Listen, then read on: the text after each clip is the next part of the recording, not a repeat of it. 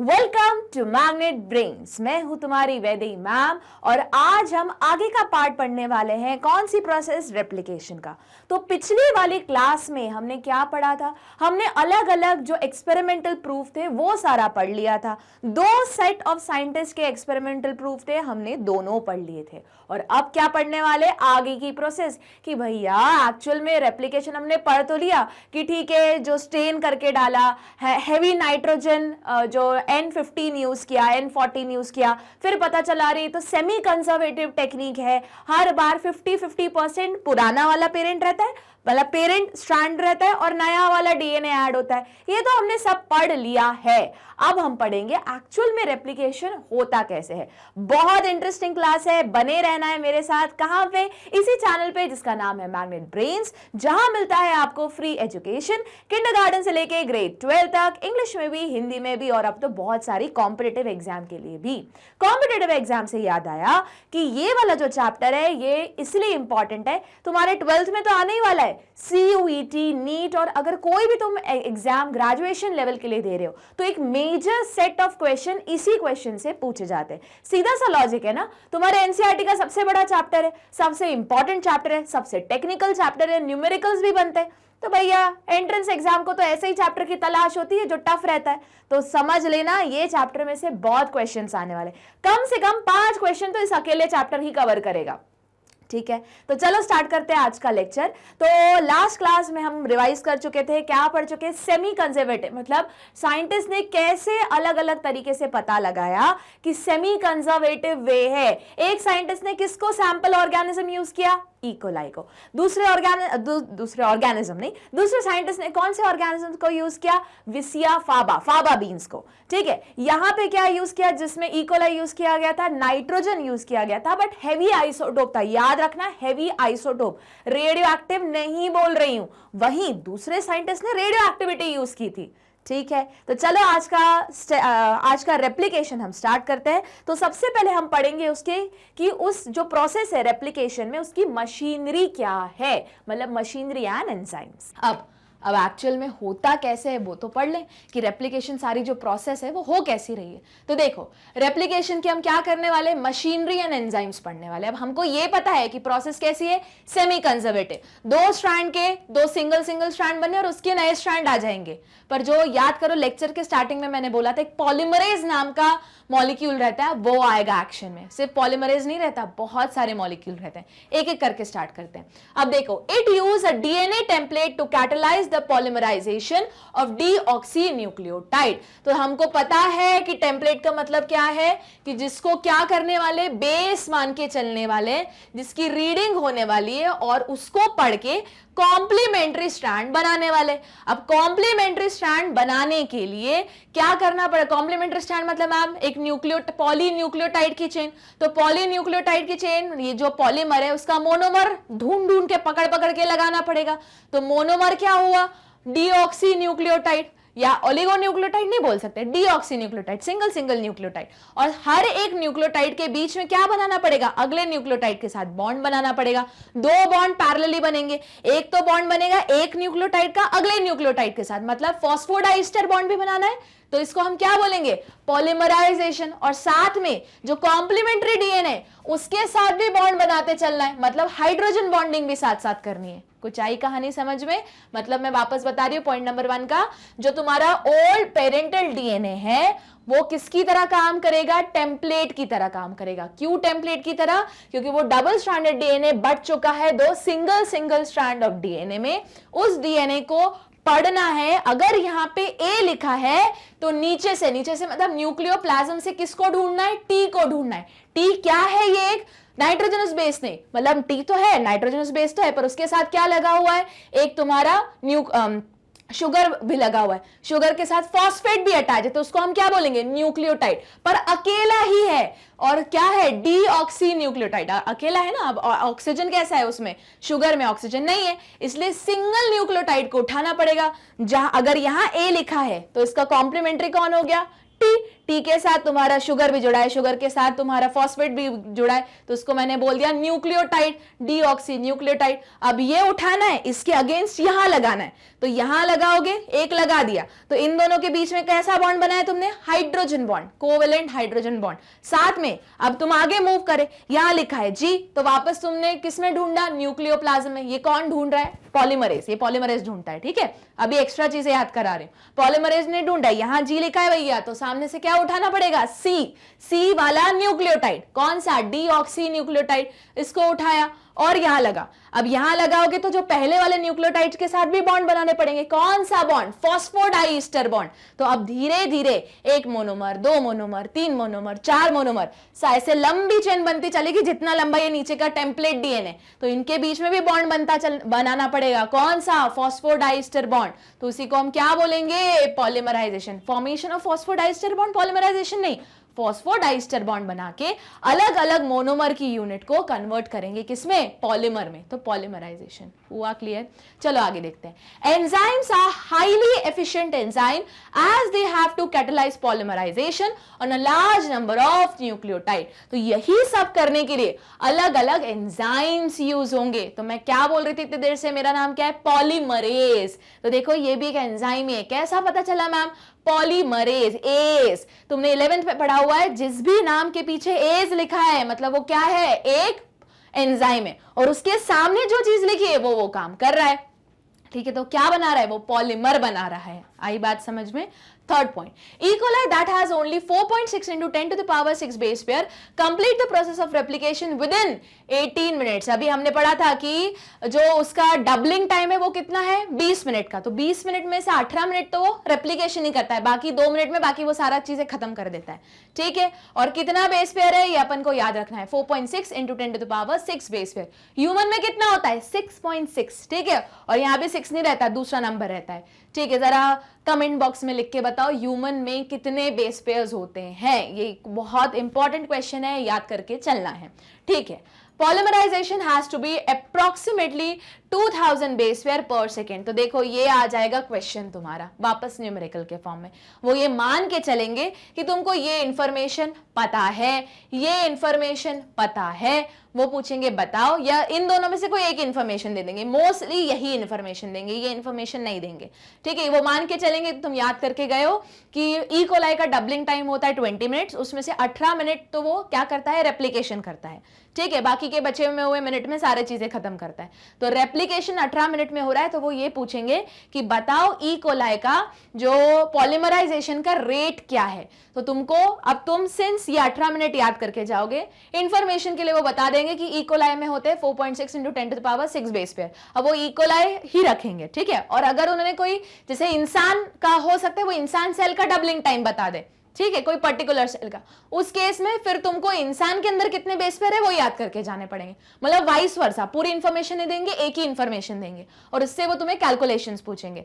तो भैया हमको पता है 18 मिनट कैसे कैलकुलेट करोगे भाई, 4.6 into 10 to the power 6 base pair double हो रहे कितने, 18 मिनट में। तो 1 मिनट में कितना होगा, क्वेश्चन मार्क, यूनिटरी मेथड। तो मतलब 4.6 into 10 to the power 6 base pair divided by 18 आ जाएगा तुम्हारा नंबर। क्या वापस आया, तो 1 मिनट में वो एक सेकंड में कितना डिवाइड कर रहा है, 2000 बेस पेयर। सो कोई 1 सेकंड हो रहा है, उसमें 2000 बेस पेयर पॉलीमराइज हो गए, ठीक है। तो यहां से भी क्वेश्चन है। देखो अभी 2 क्वेश्चन मैंने बताया कि इस चैप्टर के, मतलब पहले भी मैंने बताया था कि न्यूमेरिकल्स कहां से आ सकते हैं, बेस पेयर के डिस्टेंस से लेंथ निकालने के लिए, जो हमने पढ़ा था स्ट्रक्चर ऑफ डीएनए में, वहां से न्यूमेरिकल्स बन रहे, और यहां से भी न्यूमेरिकल्स बन रहे, कौन से, डबलिंग टाइम पे, ठीक है। या फिर कितना परसेंटेज, पहले वाले मैंने देखो, मतलब मैम इस चैप्टर में न्यूमेरिकल्स है, हाँ भैया भर भर के न्यूमेरिकल्स है। तो पहले वाले स्ट्रक्चर ऑफ डीएनए में लेंथ ऑफ डीएनए पे क्वेश्चन आ सकता है, जहां पे तुमको वो बेस पेयर दे देंगे और ये पता है, वो मान के चल रहा है कि तुमको मतलब वो total number of base pair दे देंगे, या फिर वो कुछ बता देंगे कि इतना क्वांटिटी, इतना लेंथ है, तो बताओ कितने बेस पेयर है, वाइस वर्सा, कुछ भी हो सकता है ना। क्योंकि हम याद करके गए 2 बेस पेयर का डिस्टेंस कितना है 0.34 नैनोमीटर और एक हेलिक्स में कितना है 10 बेस पेयर्स है। इतने इंफॉर्मेशन का यूज करके वो कुछ भी तुमसे कैलकुलेट करवा सकते हैं। ये हुआ एक सेट ऑफ क्वेश्चन। दूसरा सेट ऑफ क्वेश्चन ये डेंसिटी ग्रेडियंट पे पूछ सकते हैं। हमको पता है कि भैया 20 मिनट लगता है और सेमी कंजर्वेटिव टेक्निक है, मतलब 50-50 स्प्लिट होता है। तो इस लॉजिक के अकॉर्डिंग यहाँ पे वो जनरेशन भी बहुत सारा पूछ सकते हैं और उसमें पूछेंगे बताओ इस वाली जनरेशन में कितना तुमको इंटरमीडिएट परसेंटेज ऑफ बैंड मिला। ठीक है, तो ये हमको पता है कि कितना करना है 50-50 करते चलना है हर जनरेशन में। और कितना जनरेशन का नंबर बढ़ा ये कैसे निकालोगे, एक्सपोनेंशियल नंबर से, है ना।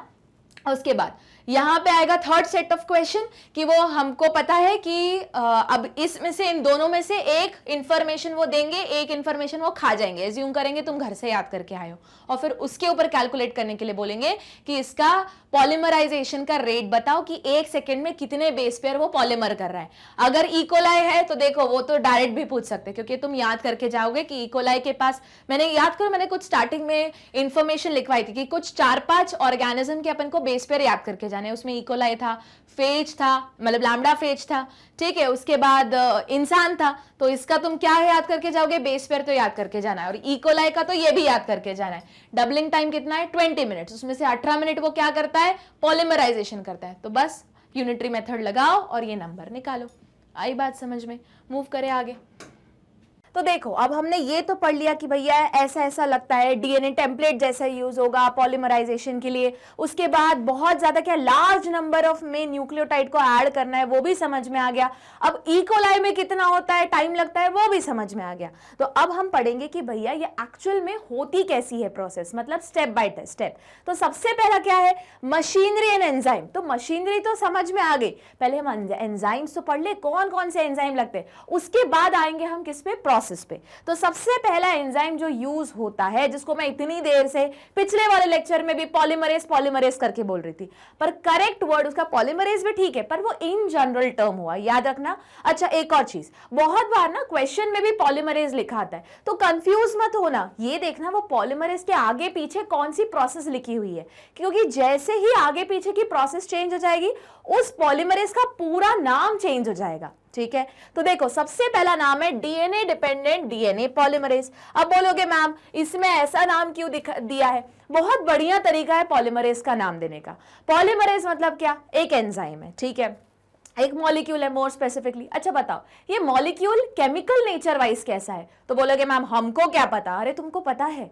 अच्छा मैंने बोला पॉलीमरेज एक एंजाइम है, सारे एंजाइम्स क्या होते हैं, प्रोटीन होते हैं। आई बात समझ।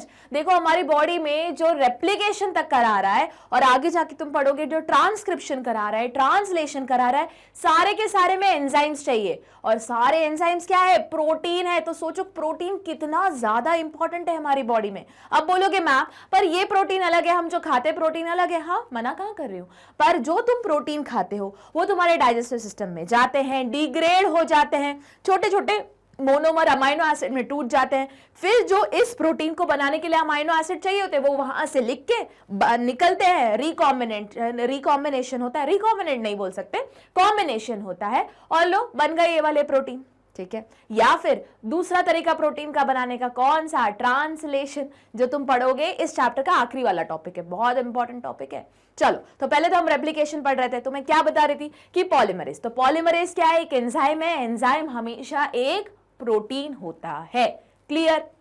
ठीक है, अब मैं बोल रही हूं इसका नाम किस तरीके से रखा हुआ है, जरा पूरा पढ़ो क्या नाम लिखा है, डीएनए डिपेंडेंट डीएनए पॉलीमरेज। मतलब वो किसके ऊपर डिपेंड है, डीएनए। बट ऑब्वियस ये पॉलीमरेज पढ़ किसको रहा है, पढ़ना मतलब रीडिंग किस चीज की कर रहा है। बोलोगे मैम आपने तो इंग्लिश का हिंदी करके दे दिया। मैं इंग्लिश का हिंदी करके नहीं दे रही हूं, मैं बोल रही हूं पढ़ तो रहे हैं अपन, पर रीडिंग का मतलब है बायोलॉजी में स्पेसिफिकली इस चैप्टर में कि वो किसको टेम्पलेट कंसिडर कर रहा है।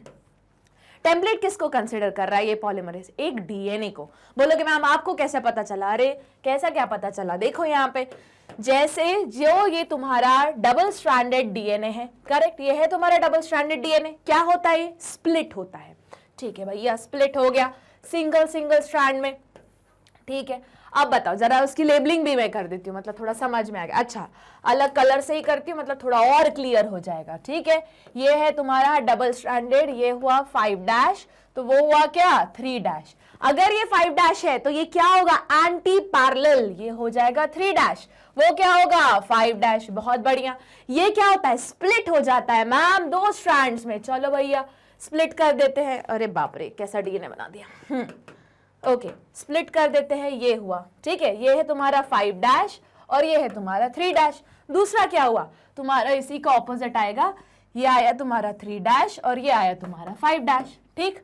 अब मैं बोल रही हूं कि इसके अंदर लिखा हुआ है A T G C, A T G सी।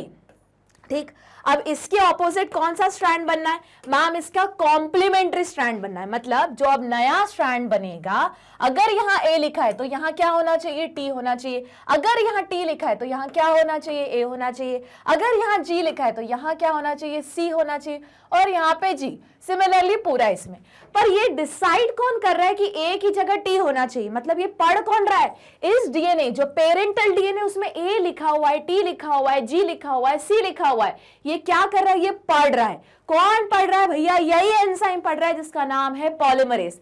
किसको पढ़ रहा है, एक डीएनए की स्ट्रैंड को पढ़ रहा है, और बना क्या रहा है बदले में, एक डीएनए की स्ट्रैंड ही बना रहा है, इसीलिए इसका नाम क्या है डीएनए डिपेंडेंट डीएनए पॉलीमरेज। मतलब सीधा सा लॉजिक है, अगर एक पॉलीमरेज डीएनए को पढ़ रहा है, रीड कर रहा है, या ये तो हो गई नॉर्मल लैंग्वेज। अब इस चैप्टर की लैंग्वेज में, अगर एक पॉलीमरेज एज अ टेम्पलेट किसको कंसिडर कर रहा है, एक डीएनए को कंसिडर कर रहा है, और फिर उसके बाद पढ़ने के बाद ये टेम्पलेट मतलब सीधा सा जो एंजाइम जिसको रीड कर रहा है, रीड करके पता लगा रहा है उसमें लिखा क्या है ए टी जी सी जो भी।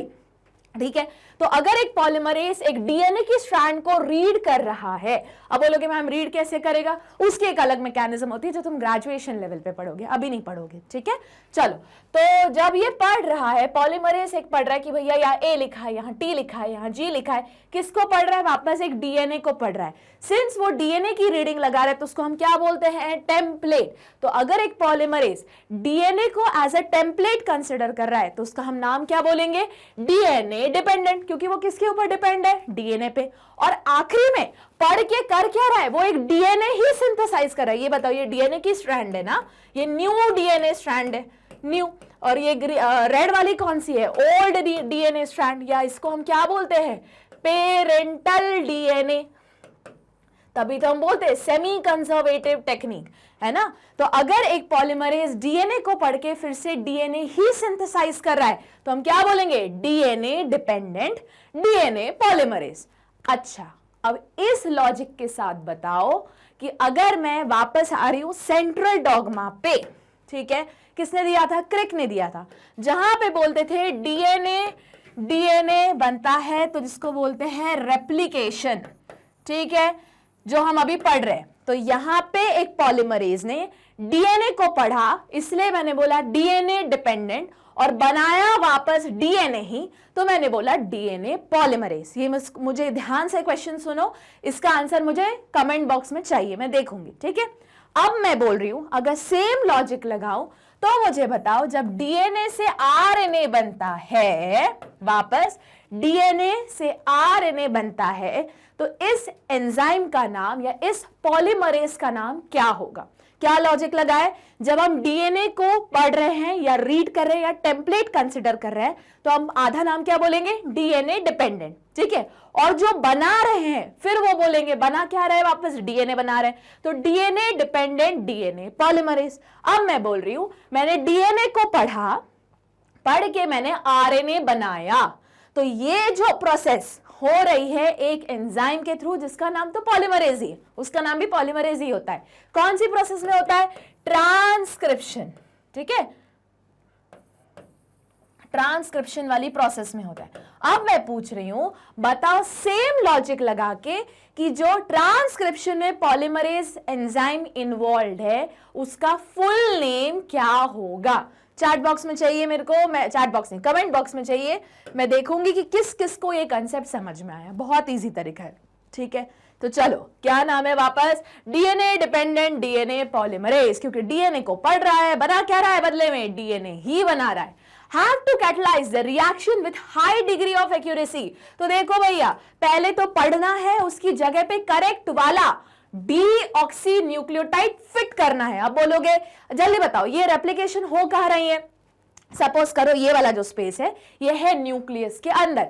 न्यूक्लियस के अंदर का जो लिक्विड वाला पोर्शन उसको क्या बोलते हैं, फ्लूइड वाला पोर्शन, न्यूक्लियोप्लाज्म। जैसे सेल का होता है साइटोप्लाज्म, न्यूक्लियस का होता है न्यूक्लियोप्लाज्म, ठीक है। यहां पे सपोज करो ये एक स्ट्रैंड खुली हुई है रेप्लिकेशन के लिए। मैं कौन हूं, पॉलीमरेज, मैं आके बैठ गई यहाँ पे, ठीक है, मतलब बैठी नहीं, खड़ी हूं यहाँ पे, ठीक है। अब उसके बाद मैं कौन हूं, मैं डीएनए को पढ़ने वाली हूं, इसलिए मेरा नाम हुआ डीएनए डिपेंडेंट। बनाने क्या वाली हूं, डीएनए, तो बना पूरा नाम डीएनए डिपेंडेंट डीएनए पॉलीमरेज। अब मेरे को दो काम करने, पहला तो यहां पढ़ो भैया ए लिखा है, तो अब नई वाली, सपोज करो नई वाली स्ट्रैंड ऊपर बना रही हूं, तो ऊपर वाली स्ट्रैंड में मेरे को क्या लिखना है, ए लिखा है तो टी लगाना है। अब मैं टी कहां से ढूंढूंगी, अरे उसी न्यूक्लियोप्लाज्म में क्या रखे रहेंगे, बहुत सारे डीऑक्सी न्यूक्लियोटाइड। न्यूक्लियोटाइड मतलब जिसमें तुम्हारा नाइट्रोजनस बेस हो, शुगर हो और फॉस्फेट हो। इन जब ये तीनों मिल जाते तो एक मोनोमर बनता है, याद करो, इसी को हम क्या बोलते हैं, न्यूक्लियोटाइड, ठीक है। और न्यूक्लियोसाइड अलग है। अब ये हुआ तुम्हारा एक न्यूक्लियोटाइड। डीऑक्सी क्यों बोल रही हूं, क्योंकि इसके यहाँ पे OH नहीं है, क्या है, सिर्फ H है, ठीक है। अगर OH होता तो भैया वो राइबोज न्यूक्लिक एसिड हो जाता, मैं आरएनए बनाने लगती। आरएनए नहीं बनाना है, कौन सी प्रोसेस कर रही हूं मैं, रेप्लिकेशन, ट्रांसक्रिप्शन नहीं कर रही हूं। ट्रांसक्रिप्शन कर रही होती तो तब मेरे को क्या चाहिए रहता, ओलिगो नहीं, राइबोज न्यूक्लिक एसिड चाहिए होता। पर सिंस मैं डीएनए को पढ़ के डीएनए बना रही हूं तो मुझे न्यूक्लियोटाइड तो चाहिए, पर कैसा न्यूक्लियोटाइड चाहिए जिसकी सेकेंड पोजीशन पे O ना हो। तो मुझे क्या चाहिए, तो मैं हूं पॉलीमरेज, मैंने बोला अरे यार यहाँ पे तो A लिखा हुआ है, तो मुझे इस न्यूक्लियोप्लाज्म में से क्या ढूंढना पड़ेगा, टी ढूंढना पड़ेगा। टी भी कौन सा वाला, जो डीऑक्सी न्यूक्लियोटाइड हो, ठीक है। मैंने ढूंढा और यहां लाके फिट किया। अब यहां फिट करूंगी तो दो टाइप के बॉन्ड बनाऊंगी, कौन से, जल्दी से बताओ। सबसे पहला बॉन्ड तो इन दोनों के बीच में मैंने कहा, सपोज करो मैंने यार टी फिट किया, ठीक है, ओके।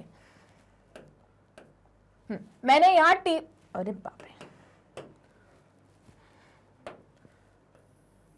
ओके, मैंने यहां टी फिट किया है, तो मुझे दो बॉन्ड बनाने हैं। कौन कौन से, एक तो बॉन्ड ऑटोमेटिक बन जाएगा इस थाइमीन और एडेनिन के बीच में, जो है double hydrogen covalent bond, double covalent hydrogen bond, ठीक है। दूसरा बॉन्ड मुझे कौन सा बनाना है, जो इसके पहले वाला न्यूक्लियोटाइड ऐड है, ये वाला, इन दोनों के बीच में भी तो बॉन्ड बनाना है। कौन सा बॉन्ड, फॉस्फोडाइस्टर बॉन्ड, ठीक है। और जो अगला वाला आएगा, अब अगले वाले का इस वाले के साथ बॉन्ड बनाना है। ये तो ये सारा काम कौन कर रहा है, मैं कर रही हूं, मैं नहीं कर रही, मतलब पॉलीमरेज कर रहा है, ठीक है। अब ये काम करना तो है, पहली बात, मतलब ये पूरी रीडिंग लगा के नया डीएनए का स्ट्रैंड बनाना है, फिर स्पीड में करना है और एक्यूरेसी के साथ करना है, एकदम सही तरीके से करना है। अगर ये चीज गड़बड़ हो गई तो कुछ और लग गया, कुछ लगना चाहिए था और कुछ और लग गया, तो पता चला जो मैं डीएनए बनाना चाहती थी उसमें डीएनए गलत बन गया, गलत लग गया, और रिजल्ट क्या हुआ, म्यूटेशन हो गया। इसी टाइप का तुमने म्यूटेशन पढ़ा होगा, जैसे पॉइंट म्यूटेशन, थोड़ा सा है, मैं अभी बता रही हूं। GAG होना था जब ये सेल रेप्लिकेट हुआ, तो जैसे देखो GAG, ये मैं बता रही हूं सिकल सेल एनीमिया का, ठीक है। तो सपोज करो पेरेंट्स नॉर्मल थे, अगली जनरेशन में वो गया और वो पॉइंट म्यूटेशन की वजह से अब जो बच्चा है उसको सिकल सेल एनीमिया हो गया। अब सिकल सेल एनीमिया एक ऐसा एनीमिया, मतलब ब्लड की कमी हो जाती है, जहां पे आरबीसी का शेप ऐसे डिस्क की जगह पे कैसे बन जाता है, ऐसे हंसिए जैसा, सिकल जैसा। बोलोगे मैम हंसिए जैसा तो लग नहीं रहा, अरे यार तुमने उसका स्टैंड नहीं लगाया, ठीक है, मतलब ये यहां से पकड़ते ना हंसिया जैसा। अब हंसिया जिनको नहीं पता है, जो खेत में काम करते हैं, हम जो हटाते हैं सारे चीजें काटने के लिए, हार्वेस्ट करने के लिए, तो हंसिया ही यूज करते हैं, ठीक है। अब अलग अलग लोग अलग अलग यूज करते हैं, अपन हंसिया डिस्कस नहीं कर रहे, हंसिया का शेप जरूर डिस्कस कर रहे, इसलिए इसका नाम है सिकल सेल, ठीक है। होना था डिस्क जैसा पर बन गया सिकल सेल जैसा, क्यों बताओ, क्योंकि जो रेप्लिकेशन हो रहा था या जो GAG होना चाहिए था इस बच्चे में, अब GAG किस चीज को कोड कर रहा था? ऐसी पूरी हीमोग्लोबिन की चेन रहती है। देखो आरबीसी बना है हीमोग्लोबिन से, ठीक है, हीमोग्लोबिन की दो चेन होती है, ए चेन और बी चेन। जब ये दोनों कंबाइन होती है प्रॉपरली, उसके अंदर सारी चीजें लिखी होती है, तो ये हमारा प्रोटीन बनता है, ठीक है, आरबीसी बनता है, सेल बनता है। अच्छा हीमोग्लोबिन एक प्रोटीन है, ठीक है। प्रोटीन बना होगा किससे? एक mRNA से। देखो भाई सेंट्रल डॉगमा ही बार बार आएगा। प्रोटीन किससे बना होगा? एक RNA से। RNA किससे बना होगा? एक DNA से। तो जो DNA है वहां होना चाहिए था क्या? GAG। अब हो सकता है पॉलीमरेज की भी गड़बड़ी हो, जो सही A की जगह T लगाना चाहिए था कि वापस कोड होगा GAG, उसने उठा के कुछ और लगा दिया। रिजल्ट ये हो गया कि GUG लग गया, ठीक है। अब ये जो GUG लगा है उसके कारण सारी प्रॉब्लम आने लगी। ये तो मैं सिर्फ बता रही हूँ कि देखो ये हो सकता है कि एक रीजन हो कि पॉलीमरेज ने गलत चीज जोड़ दी हो, तो इस टाइप को क्या बोलते हैं हम? पॉइंट म्यूटेशन बोलते हैं। अब रिजल्ट ये हुआ। अब बोलोगे मैम एक्यूरेसी का क्या मतलब है? एक्यूरेसी मतलब एकदम सही तरीके से फिट करना है। तो अगर ये पॉलीमरेज जो लिखा है ना एक्यूरेसी, अगर ये एक्यूरेसी ना की हो या गलती से स्किप हो जाए, अब बोलोगे मैम एक ही तो न्यूक्लियोटाइड गलत लगा है, ये देखो ये एक ही तो न्यूक्लियोटाइड गलत लगा था, एक ही जगह यू लग गया, पूरी कहानी चेंज हो गई। ये इंसान के आरबीसी का शेप डिश जैसा बनना चाहिए था, सिकल जैसे बन गया, हो गया इसको सिकल सेल एनीमिया, हो गया लाइफ टाइम के लिए बीमार। सोचो मतलब कितना एक्यूरेट होना चाहिए, इसीलिए एक्यूरेसी इंपॉर्टेंट है, ठीक है। इसलिए क्या लिखा है पहले वाले एंजाइम में? नाम है डीएनए डिपेंडेंट डीएनए पॉलीमरेज। क्या करता है? रीडिंग करता है डीएनए को, नया डीएनए बनाता है, मतलब नए डीऑक्सी न्यूक्लियोटाइड को ऐड करता है। दो बॉन्ड ऐड होते हैं, कौन कौन से? सबसे पहला है फॉस्फोडाइस्टर बॉन्ड, जो अब पिछला वाला मतलब जो अगला या पिछला वाला जो भी न्यूक्लियोटाइड ऐड होगा उसमें, और दूसरा ऑटोमेटिक ऐड करने के बाद जो बेस पेयर के बीच में बॉन्ड है, कौन सा? कोवेलेंट हाइड्रोजन बॉन्ड, डबल और ट्रिपल डिपेंड करेगा बेस के ऊपर, वो हो जाएगा, ठीक है। दूसरी चीज, ये क्या करना है? पूरा दिन नहीं लेना है, इसके पास दिन नहीं, कुछ सेकंड्स, और कुछ सेकंड से लेके कुछ मिनट ही है ये काम करने के लिए, तो इसको ये चीज स्पीड में करनी है।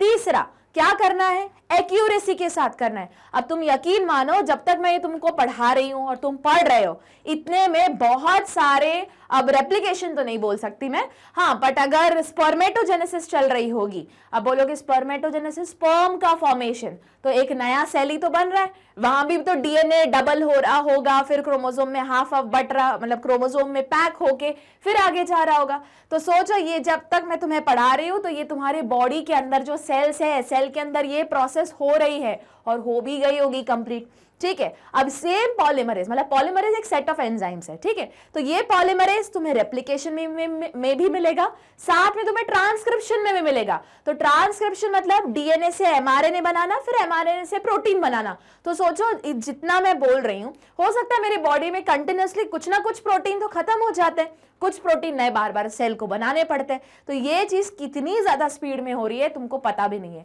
स्पीड में भी हो रही है और एक्यूरेसी से भी हो रही है। तो कुछ सीख ही लो, अगर हमारे बॉडी के सेल हर चीज हर इतना मॉलिक्यूलर लेवल पे काम फास्ट और एक्यूरेटली कर सकते हैं, तो हम तो कर ही सकते हैं, ठीक है। तो चलो ये हुआ तुम्हारा पहला एंजाइम, क्या नाम है? DNA dependent DNA polymerase. चलो जो मैंने क्वेश्चन पूछा था उसका आंसर बता देती हूं कि अगर यही एंजाइम का नाम मैं तुम्हें ट्रांसक्रिप्शन में पूछूं तो उसका नाम क्या होगा? वो पढ़ेगा क्या ट्रांसक्रिप्शन में? डीएनए को, और बनाएगा क्या? आरएनए। तो नाम क्या होगा? डीएनए डिपेंडेंट आरएनए पॉलीमरेज, ठीक।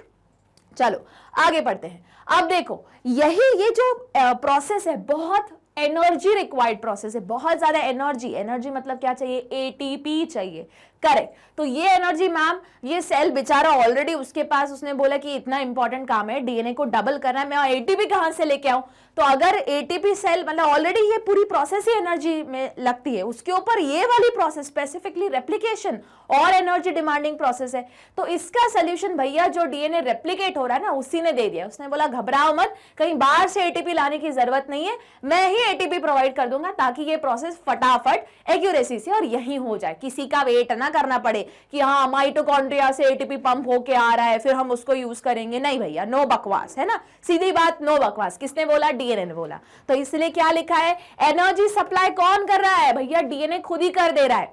ठीक है, याद करो डीएनए खुला, डबल स्ट्रैंड से सिंगल स्ट्रैंड में गया, तो जब ये प्रोसेस हो रही है तो डीएनए बोला माइटोकॉन्ड्रिया का वेट मत करो, मैं ही तुमको एटीपी देता हूं, तुम करो ये प्रोसेस, बस करो, अच्छे से करो, एक्यूरेटली करो, फास्ट करो। तो देखो, in addition to acting as a substrate, DNA substrate है, हाँ टेम्पलेट है, उसी को तो पढ़ के पूरी आगे की रिएक्शन लग रही है। They provide energy for polymerisation reaction. Polymerisation के लिए एनर्जी कौन दे रहा है? डीएनए दे रहा है, जिसका रेप्लिकेशन हो रहा है वो बोल रहा है मैं ही दे रहा हूं तुमको डीएनए, डीएनए नहीं, मैं ही दे रहा हूं तुमको एटीपी। घबराओ मत। देखो, the two terminal phosphate in a deoxynucleotide triphosphate are high energy phosphate same as in case of ATP। तो अगर याद करो न्यूक्लियोटाइड पहले बताओ न्यूक्लियोटाइड किससे बना है? मैम हमारा शुगर, उसके बाद फॉस्फेट आ गया, वहां फॉस्फेट आ रहा है, ठीक है, अभी होल्ड करके रखो उसको, और नाइट्रोजनस बेस। तो जब ये खुल रहा है, खुलता है तो हमारा नाइट्रोजनस बेस अभी हट गया, अभी क्या प्रेजेंट है अब से बताओ। अगर मैंने नाइट्रोजनस नहीं फॉस्फेट को हटा दिया तो मैं क्या बोलूंगी? एक न्यूक्लियोसाइड बोलूंगी। देखो जरा यहाँ पे कुछ वही लिखा है, the two terminal phosphate in a deoxy nucleoside triphosphate, मतलब ये वही है जहां से क्या आ रहा है? न्यूक्लियोसाइड, डीऑक्सी न्यूक्लियोसाइड आ रहा है और अटैच हो रहा है, फिर तुम्हारा फॉस्फेट ऐड हो रहा है, तो वहीं से डीएनए बोलता है भैया मेरा ही फॉस्फेट यूज कर लो, और क्या कर लो, इसी को, वो किसके बराबर है? एटीपी में, जितना एटीपी के बराबर है। तो ये लाइन अपन को इंपॉर्टेंट है, याद रखनी है, रीजनिंग में आता है 2 मार्कर में। मतलब बताओ कि डीएनए का एडिशनल फंक्शन क्या है, rather than acting as a template. बिल्कुल एज इट इज ही लाइन आ जाएगी। क्या आएगा? वापस मैं बोल रही हूं, तो इसको जरा स्क्रीनशॉट लो और कहां कहां इंपॉर्टेंट मार्क करोगे लिखो जरा। रीजनिंग में आ सकता है ये। दूसरा लिखो कौन सी कैटेगरी में फंस सकता है। रीजनिंग में आया तो 12th बोर्ड में आएगा, डायरेक्ट आंसर पूछेंगे, या फिर असर्शन रीजन में पूछ सकते हैं तुम्हारे कॉम्पिटिटिव एग्जाम के लिए, ठीक है। तो डीएनए किसकी तरह, अगर ये क्वेश्चन अगर रीजनिंग में आया तो क्या वर्ड फ्रेम रहेगा कि other than acting as a template in replication, what is the other function of DNA which is crucial for the process of replication? और आंसर में क्या लिखोगे भैया? डीएनए जो है वो एनर्जी सप्लाई करता है for the process of polymerisation. क्यों? पॉलीमराइजेशन एक हाई एनर्जी रिक्वायर्ड प्रोसेस है, उसमें से जो एनर्जी रहती है वो हमें चाहिए होती है एटीपी के जैसी, पर सिंस यहाँ एटीपी नहीं है तो एटीपी के इक्विवेलेंट एनर्जी कौन प्रोवाइड करता है? जो 2 टर्मिनल है फॉस्फेट के, किसमें? डीऑक्सीन्यूक्लियोसाइड ट्राइफॉस्फेट, ट्राइफॉस्फेट है तो उसका जो वो फॉस्फेट है वो प्रोवाइड करता है क्या? हाई एनर्जी फॉस्फेट है, जितना एटीपी में होता है। याद रहेगा। यह हो गया तुम्हारा रीजनिंग का, सीधे सीधे पूछा तुम लिख के आ गए। अब असर्शन रीजन में कैसे आएगा? तो असर्शन रीजन में स्टेटमेंट, पहला स्टेटमेंट कैसे आ जाएगा कि replication is high energy demanding process, ठीक है। अब इसका बिकॉज करके अगर हम बोले कि हाँ एनर्जी डिमांडिंग प्रोसेस है, इसीलिए हम बिकॉज लगाएंगे, इसीलिए डीएनए खुद ही एनर्जी प्रोवाइड कर देता है in the form of 2 terminal phosphate in deoxynucleoside triphosphate which is equivalent to ATP. अगर ये वाला स्टेटमेंट लिखा हुआ मिला तुमको रीजन में तो आंसर क्या आएगा? ए। अगर ये वाला स्टेटमेंट लिखा हुआ नहीं मिला, कुछ और मिल गया, बोल दिया कि polymerisation is a high energy requirement so it is the energy is used in the form of ATP, गलत। भले नहीं ऐसा लिखा, बी ऑप्शन पे आता है। अगर उन्होंने बोला, अगर सपोज करो जो मैंने ये सेंटेंस बोला वो लिखा होता कि it is used in the form of ATP, तो भैया पॉलीमराइजेशन में एटीपी यूज ही नहीं होता, वो तो खुद ही डीएनए एनर्जी प्रोवाइड करता है, तो आंसर क्या आ गया? सी। अगर इसी की जगह पे ऐसा लिखा होता कि in any kind of process where energy is used ATP is the source, अब ओनली सोर्स लिखा है, ATP is the energy source of the cell या ऑफ द रिएक्शन, तो ये स्टेटमेंट तो करेक्ट है, पर क्या ये करेक्ट लॉजिक बैठ रहा है क्या ऊपर वाले स्टेटमेंट के ऊपर? नहीं, तो आंसर क्या आएगा? बी। और ऊपर वाला ही अगर क्वेश्चन मतलब स्टेटमेंट लिखा होता कि polymerisation and replication is not at all energy required energy dependent process, तो आंसर क्या आता? डी। भैया गलत बोल रहे हो, रेप्लिकेशन में बहुत एनर्जी चाहिए होती है, ये एनर्जी उसकी फुलफिल कौन करता है? एटीपी नहीं करता। भले एटीपी एनर्जी देता है बाकी सारी प्रोसेस के लिए, पर यहाँ पे एनर्जी कौन प्रोवाइड कर रहा है? डीएनए खुद प्रोवाइड कर रहा है। किस फॉर्म में प्रोवाइड कर रहा है? 2 टर्मिनल्स है फॉस्फेट के जो डीऑक्सी न्यूक्लियोसाइड ट्राइफॉस्फेट में है, वही एनर्जी प्रोवाइड कर रहे हैं इस प्रोसेस के लिए। हुआ क्या क्लियर? मूव करें आगे। तो देखो ये हमें पता चल गया कि पॉलीमराइजेशन कौन कर रहा है, पॉलीमरेज, जो एक एंजाइम है। एंजाइम का नाम क्या है, डीएनए डिपेंडेंट डीएनए पॉलीमरेज। इस प्रोसेस में एनर्जी चाहिए होती है, तो एनर्जी दे कौन रहा है, जो खुद रीड हो रहा है। रीड कौन हो रहा है, डीएनए हो रहा है। तो बोल रहा है भैया ये एनर्जी ले लो, मेरे ही हिस्से में से इसको यूज करो और नया स्ट्रैंड ऑफ डीएनए बनाओ मेरे को पढ़ के, और फिर पूरा रेप्लिकेशन कंप्लीट करो। अब तीसरा क्वेश्चन तुमको आया होगा, हमने ये तो कर दिया, पर अब ये जो छोटे छोटे फ्रेगमेंट बन गए वो जुड़ेंगे कैसे? तो वो जुड़ेंगे कौन सा, डीएनए लाइगेज से। तो लाइगेज वर्ड याद रखना बहुत इंपॉर्टेंट है।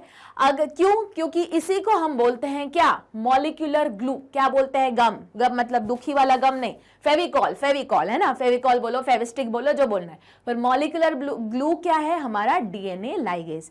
ठीक है, ये वापस यही एंजाइम का नाम तुम बायोटेक्नोलॉजी वाले चैप्टर में फिर से पढ़ोगे।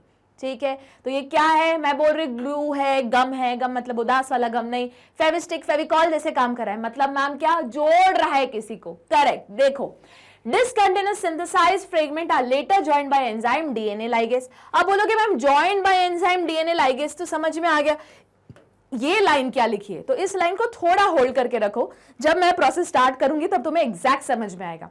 फिर भी अभी के लिए बता देती हूँ, जो दो स्ट्रैंड्स है ये वाली, तो उसमें से एक स्ट्रैंड तो कंटिन्यूअसली पूरी बन जाती है, कंटिन्यूएशन में बन जाती है, सिंगल स्ट्रैंड, पर दूसरी स्ट्रैंड टुकड़ों टुकड़ों में बनती है। अब वो चीज टुकड़ों टुकड़ों में बनी तो टुकड़ों को जोड़ना पड़ेगा। तो जोड़ने का काम कौन करता है भैया, हमारे ग्लू है ना, ग्लू का नाम मॉलिक्यूलर ग्लू और डीएनए लाइगेज।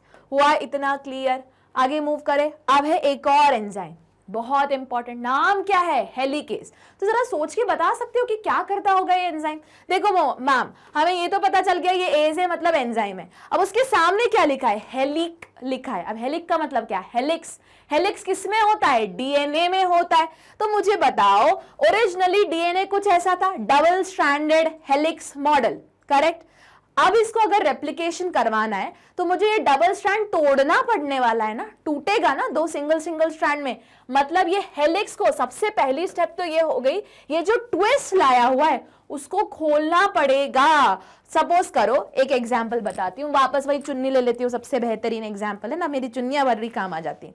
सपोज करो ये ऐसा ऐसा आ गया और ये हेलिक्स ऐसे ट्विस्ट है, ठीक है, ये है हमारे अलग अलग ट्विस्ट। अब मैं बोल रही हूं इस चुन्नी के अंदर जो भी लिखा हुआ है, सपोज करो कुछ लिखा हुआ रहता, वो तुमको पढ़ के बताना है। तो पढ़ के बताना मतलब मैम सबसे पहले ये जो ट्विस्ट है इसको तो खोलना पड़ेगा। तो इसको खोलने के लिए मतलब अनवाइंड करना पड़ेगा। लो भैया हो गया अनवाइंड। तो ये अनवाइंड मैं नहीं कर रही, मैं तो भले हाथ से कर रही हूँ।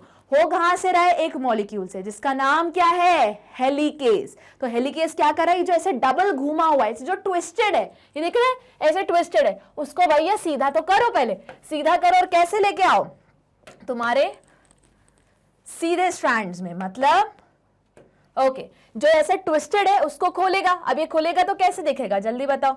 कुछ इस तरीके से दिखेगा ना, यहां से तो चलो ये मुड़ा हुआ है, बीच में ये आ गया सीधा सीधा और फिर वापस ओपन है। देखो दोनों में अंतर है, दोनों डायग्राम में 1 और 2 में। कैसे, यहां पे इस जगह पे मुड़ा हुआ था, इस जगह पे मुड़ा हुआ था, ट्विस्टेड था, उसी की वजह से हम बोलते थे उसको हेलिक्स है। अब मुझे इसके अंदर क्या लिखा है वो पढ़ना है, तो पहले इसको सीधा तो कर लो, खोल तो लो। तो मैंने खोल दिया, हेलिक्स को तोड़ दिया। हेलिक्स का क्या किया मैंने, ब्रेक डाउन किया। तो हेलिक्स टूट गया, तो वो ऐसे सिंपल सिंपल खुल गया। अब मुझे लिखा हुआ दिख रहा है भैया, यहाँ ए लिखा है, यहाँ टी लिखा है, यहाँ जी लिखा है, यहाँ सी लिखा है। फिर मैं क्या करूंगी, इसको खींच के और दूर दूर कर दूंगी। तो और दूर दूर करूंगी तो कुछ इस तरीके से दिखेगा, ये देखो दूर हो गया। बॉन्ड्स तोड़ दिए मैंने, हाइड्रोजन जो बॉन्ड्स थे वो तोड़ डाले, ठीक। अब देखो बीच में गैप आ गया और इसी गैप में कौन फिट होगा, हमारे पॉलीमरेज भैया फिट होंगे और वो बोलेंगे चलो पढ़ना शुरू करते, इसमें क्या लिखा है। और फिर दूसरे पॉलीमरेज भैया यहां फिट होंगे, वो बोलेंगे चलो शुरू करते, यहां क्या लिखा है। और पढ़ के नीचे से ढूंढ के क्या, डीऑक्सी न्यूक्लियोटाइड लेके आते हैं, यहां फिट करते हैं। ये प्रोसेस में एनर्जी बहुत चाहिए। तो जब ये खोल रहा था और ये डीएनए टूटा तो डीएनए बोला घबराओ मत, तुमको जो एनर्जी चाहिए, किसको बोला घबराओ मत, पॉलीमरेज को बोला, तुमको जो एनर्जी चाहिए पॉलीमराइजेशन के लिए वो एनर्जी मैं ही देता हूं तुमको। कुछ आई कहानी समझ में। फिर मैंने बोला कि एक स्ट्रैंड कंटिन्यूअसली मतलब रेप्लिकेट हो जाती है, बन जाती है, सिंथेसाइज हो जाती है, वही दूसरी स्ट्रैंड टुकड़ों टुकड़ों में बनती है। तो टुकड़ों टुकड़ों को एंड में जोड़ने के लिए कुछ तो चाहिए, क्या किससे जोड़ोगे? फेविकॉल से? नहीं, फेविकॉल का नाम बताओ, अब फेविकॉल मत लिख के आ जाना एग्जाम में, डीएनए लाइगेज से। हुआ क्या क्लियर? तो देखो इतने देर से मैं सिर्फ क्या बता रही हूं कि अलग अलग एंजाइम काम कैसे करते हैं। तो अब हम स्टार्ट करेंगे हमारी मेन प्रोसीजर। बने रहना है, इंपॉर्टेंट है, 3 मार्क का सीधा सीधा क्वेश्चन है और इससे रिलेटेड बहुत सारे क्वेश्चन, मतलब सिर्फ तुम मान लो 2 क्वेश्चन तो सिर्फ तुम्हारे रेप्लिकेशन से ही आने वाले एंट्रेंस एग्जाम में, फिर 2 क्वेश्चन आएंगे ट्रांसक्रिप्शन से और 2 क्वेश्चन आ जाएंगे ट्रांसलेशन से, और जो भी बाकी बच गया चैप्टर में उससे 2 क्वेश्चन, और सीधा सीधा 10 क्वेश्चन। अभी तो बोलोगे मैम आपने 8 बोले थे, एक एवरेज रेंज बता रही हूँ, 8 से लेके 12 क्वेश्चन सिर्फ एक चैप्टर से पूछे जाते हैं अगर 50 नंबर का पेपर देखो तो। ठीक है, तो चलो स्टार्ट करते हैं हमारी मेन प्रोसेस। तो देखो अब हम अलग अलग स्टेप्स पढ़ रहे हैं। एक और चीज यहाँ पे कुछ स्टेप्स मैं एडिशनल बताने वाली हूँ जो तुम्हारी सीयूईटी, नीट के लिए और बहुत सारे अलग अलग एग्जाम्स के लिए काम आएंगी। ठीक है, अब नीट के लिए तो और स्टेप्स तुम पढ़ोगे इन डिटेल, पर हाँ कुछ कुछ इन्फॉर्मेशन तुम्हें मैं यहाँ एक्स्ट्रा दे दूंगी। ठीक है, जितना एटलीस्ट तुम्हारा सीयूईटी में कवर हो जाए। ठीक है, तो सबसे पहले हम कौन सी स्टेप करने वाले, अब ये तुम्हारे एनसीईआरटी की स्टेप्स है। ठीक है, पर मैं फिर ये पहले एनसीईआरटी की स्टेप्स पढ़ाऊंगी जो तुम्हारे 12th बोर्ड में काम आएगी, फिर उसके बाद एक डायग्राम दिखाऊंगी। ये डायग्राम 2 एनसीईआरटी का ही है, और एग्जाम में जो अगर तुम्हारे एंट्रेंस एग्जाम में भी कोई अगर डायग्राम आया ना तो यही आएगा, पर इससे रिलेटेड फिर बहुत सारे क्वेश्चंस बनेंगे जो तुम्हारे एक्स्ट्रा कोर्स में तुमको कवर करना पड़ेगा। ठीक है, तो हम पढ़ रहे हैं अब क्या, प्रोसेस ऑफ रेप्लिकेशन की। भैया होता कैसे है, कौन कौन सी स्टेप्स है? तो देखो अब बोलोगे मैम पहली स्टेप्स तो हमें अभी थोड़ी देर पहले जो हमने एंजाइम पढ़ा था उसी से समझ में आ गया कि पहले तो जो हेलिक्स है उसको खोलना है, तो उसके लिए कौन काम करेगा? Helicase enzyme. बहुत बढ़िया, खोल तो लो। जो एटलीस्ट जो पढ़ना है, मतलब देखो ये इतना ज्यादा जो, रुको, जो इतना, ओके, तो जो इतना ज्यादा डबल हेलिक्स मॉडल, क्या हो रहा है, शायद इसको खुलना नहीं है, बोल रहा है मैं नहीं करवाऊंगा रेप्लिकेशन। चलो देखो, तो ये है तुम्हारा डीएनए, 5' एंड उल्टा ऑपोजिट में आएगा 3' एंड, इस साइड आएगा 3' एंड, इस साइड आएगा 5' एंड। तो पहली स्टेप तो तुम्हें पता ही चल गई, डीएनए हेलिक्स के नाम से। भैया इस ट्विस्ट को तो खोलो, तो जैसे ही ट्विस्ट को खोलेगा तो कौन से एंजाइम की मदद से होगा? हेलिकेज। तो देखो जरा स्टेप 1 क्या लिखी है, स्टेप 1 लिखी है तुम्हारी डीएनए मॉलिक्यूल सेपरेट हो रहा है कितने छोटी ओपनिंग में, ऐसा नहीं। अच्छा एक और बात समझो, अब तुम्हारे दिमाग में लग रहा होगा मैम पूरा डीएनए पूरे को खोल दो, नहीं, यही गड़बड़ हो जाती है। कभी भी ना पूरा डीएनए अनवाइंड नहीं होता। करेक्ट क्या है वर्ड, अपन ओपन नहीं बोलेंगे, क्या बोलेंगे? अनवाइंड। अनवाइंड नहीं होता, जितनी जगह की जरूरत है बस उतनी ही जगह क्या होती है? ओपन होती है। जल्दी बताओ क्यों? डीएनए मतलब क्रोमैटिन फाइबर, करेक्ट, जिसमें न्यूक्लियोसोम है। कहीं पे लूज पैकिंग है, कहीं पे टाइट पैकिंग है। लूज पैकिंग वाले को क्या बोलते हैं? यूक्रोमैटिन। उसमें क्या लिखा था मैंने? Transcriptionally active area. तो ट्रांसक्रिप्शन, देखो अब रेप्लिकेशन में तो करना पड़ेगा, ठीक है, पूरा ही ओपन करना पड़ेगा, पर पार्ट पार्ट में छोटी ओपनिंग से स्टार्ट होगा, फिर उसके 2 स्ट्रैंड बनेंगे।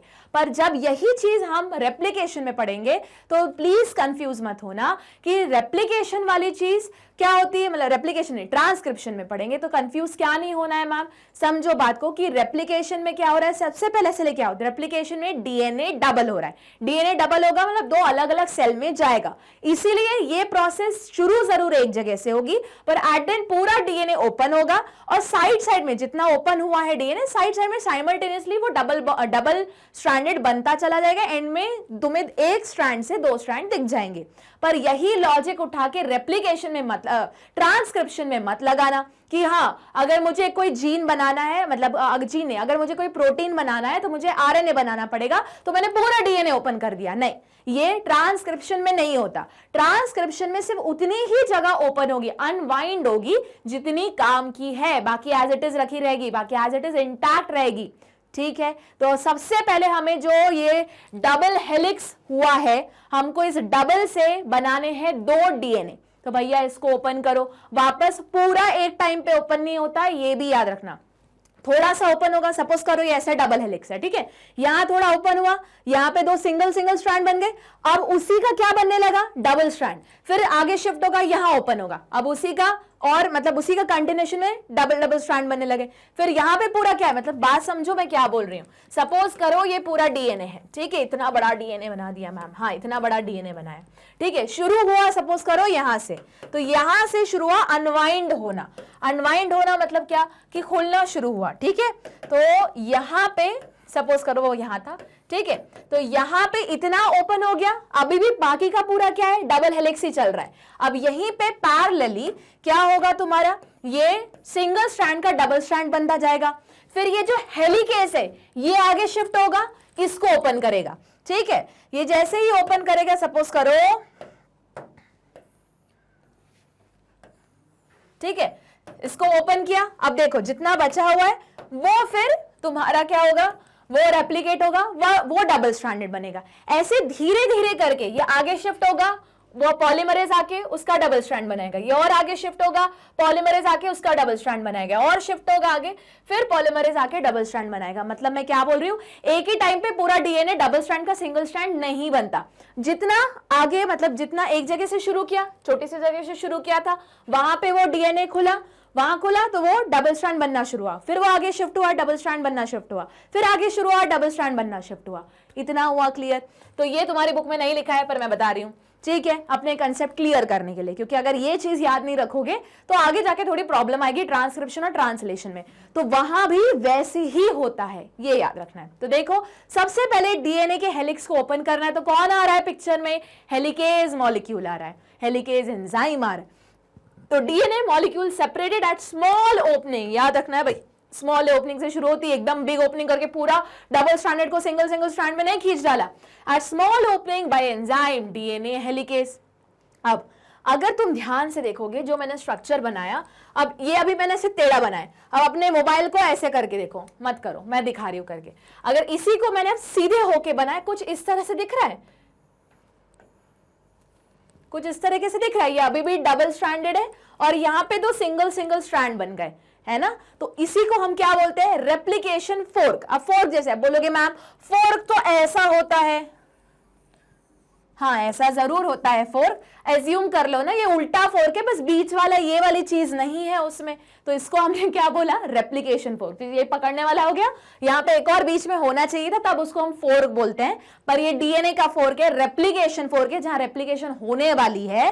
तो यहाँ पे उन्होंने कुछ सिमिलैरिटी मैच की, तो ऐसा लग रहा है जैसे फोर्क जैसा स्ट्रक्चर है, ठीक है। देखो जरा यहाँ पे, तो अब त्रिशूल भी बोल दोगे मैम त्रिशूल जैसा हो रहा है, हाँ ठीक है, तुमको जिससे याद रखना है याद रखो, पर एग्जाम में त्रिशूल लिख के नहीं आओगे, क्या लिखना पड़ेगा, फोर्क लिखना पड़ेगा, तभी मार्क्स मिलेंगे, ठीक है। तो पहले क्या हुआ, अनवाइंड हुआ, अनवाइंड होने के बाद स्ट्रक्चर किसकी तरह दिखने लगा, फोर्क की तरह, पर किसका फोर्क, रेप्लिकेशन का फोर्क। तो उसको क्या बोलते हैं, फॉर्मेशन ऑफ रेप्लिकेशन फोर्क। देखो ये भी फोर्क जैसे दिख रहा है। अब बोलोगे मैम ये तो वाई शेप स्ट्रक्चर दिख रहा है। अब जो साइंटिस्ट इसको डिस्कवर कर रहे थे उनको वो फोर्क दिखा, अब तुमको भले वाई शेप दिख रहा है, मेरे को भी वाई शेप ही दिख रहा है, ठीक है। वाई शेप का भी तुम कहीं पढ़ोगे, जब तुम चैप्टर नंबर 8 पढ़ोगे तो वहां इम्यूनिटी में पढ़ोगे, जो एंटीबॉडी का शेप रहता है ना वो वाई शेप का रहता है, ठीक है। तो वाई शेप उसके लिए रहने दो, इसको तो हम क्या बोलेंगे, फोर्क जैसा स्ट्रक्चर है, ठीक है। आप बोलोगे मैम उल्टा फोर्क है, हाँ तुम सीधा बोलो उल्टा बोलो जैसा भी फोर्क है, ठीक है। तो देखो किसकी तरह काम कर रहा है, एक फोर्क की तरह काम कर रहा है। अब अगर तुम ध्यान से स्ट्रक्चर को देखोगे तो देखो क्या था, 3' एंड 5' एंड, फिर 3 को ऑपोजिट यहाँ पे ब्लू वाला 5' एंड 3' एंड। ब्लू वाला क्या है, पेरेंटल डीएनए, दोनों पेरेंटल डीएनए की क्या होने वाली है, रीडिंग। जिसकी रीडिंग होती है उसको हम क्या बोलते हैं, टेम्पलेट। तो देखो क्या लिखा है, टेम्पलेट स्ट्रैंड या पेरेंटल डीएनए। हुआ इतना क्लियर। अब क्या होगा, इसको पढ़ के क्या बनाया जाएगा, नया स्ट्रैंड। तो देखो ये क्या लिखा है, न्यूली सिंथेसाइज्ड डीएनए, ठीक है। अब बोलोगे मैम बाकी तो सब समझ में आ गया, यहाँ पे कंटिन्यूस सिंथेसिस और डिसकंटिन्यूस सिंथेसिस क्यों लिखी है, तो समझो बात को। ये रीडिंग कर कौन रहा है मैम, सबसे पहले तो हेलिकेज ने उसको ओपन कर दिया, फोर्क बन गया, और अब आ रहा है हमारा पॉलीमरेज, हाँ ठीक है पॉलीमरेज आ रहा है। अब पॉलीमरेज की कुछ खासियत रहती, कुछ नहीं कुछ खासियत रहती है, और ये खासियत तुम्हारे ट्रांसक्रिप्शन में भी चलेगी और यही खासियत तुम्हारी ट्रांसलेशन में भी चलेगी। याद रखना है क्या खासियत होती है मैम। तो देखो जरा रेप्लिकेशन जो पॉलीमर है उसकी क्या खासियत होती है कि वो क्या कैटलाइज एक ही डायरेक्शन में करता है, मतलब कंटिन्यूअसली एक ही डायरेक्शन में कर सकता है। कौन से डायरेक्शन में, देखो DNA dependent and DNA polymerase catalyse polymerisation in one direction. कौन सी है वो वन डायरेक्शन? 5' to 3'। ये अपन को याद रखना है, कोई बताएगा नहीं, पर इसी से रिलेटेड बहुत सारे क्वेश्चन आ जाएंगे एंट्रेंस एग्जाम में कंफ्यूज करने के लिए। तो जो हमारा पॉलीमरेज मॉलिक्यूल है वो जो नई वाली स्ट्रैंड बनाएगा, नई बोला है, हाँ न्यू लिखो यहाँ पे कहीं चाहो तो जो न्यू स्ट्रैंड बनाएगा कंटिन्यूसली विदाउट एनी ब्रेक, वो कौन से डायरेक्शन में बनाएगा? 5' to 3'। अब यहां से कुछ काम की चीज आने वाली है। देखो मैं बोल रही हूं कि जो मेरा पॉलीमरेज मॉलिक्यूल है वो, रुक जाओ, ठीक है, अच्छा ऐसे नहीं लेते, अभी मैं ओपन कर देती हूं, ठीक है। ये रहा जो मेरा पॉलीमरेज मॉलिक्यूल है वो बनाता है 5'। अच्छा पहले इसको नॉर्मल कर लेते हैं।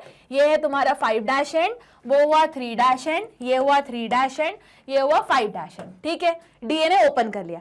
अब मैं बोल रही हूं जो मेरा पॉलीमरेज मॉलिक्यूल है, पॉलीमरेज मॉलिक्यूल है वो कंटिन्यूसली एक ही डायरेक्शन में स्ट्रैंड बनाता है। अगर दूसरी जगह दूसरा डायरेक्शन दिया जाए तो छोटे छोटे टुकड़ों में बनाता है। तो कंटिन्यूसली कौन से डायरेक्शन में बनाता है? 5' to 3' में नया वाला जो स्ट्रैंड, मतलब वो खुद जो बना रहा है कंटिन्यूसली, वो 5' to 3' में बना रहा है।